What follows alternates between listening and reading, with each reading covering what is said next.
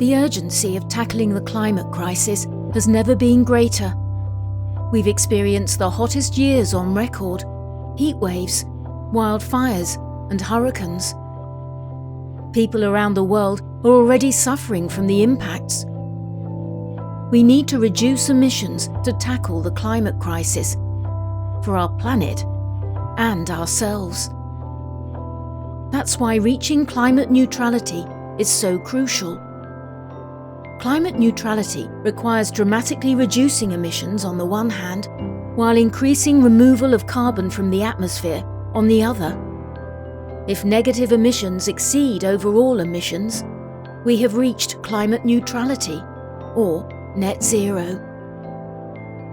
The negative emissions we need can come from natural and technological solutions that act as carbon sinks. Carbon sinks absorb and store carbon out of our atmosphere. We need these sinks to help us because some emissions will be difficult or impossible to avoid entirely. The main natural carbon sinks are plants, soils, and oceans.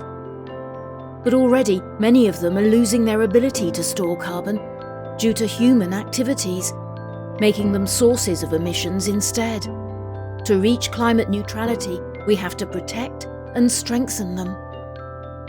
In addition, we will need some help from technological sinks to absorb carbon.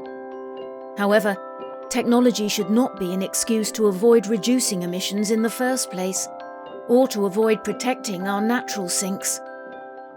The good news is that governments, businesses, and other organisations are increasingly setting climate neutrality targets.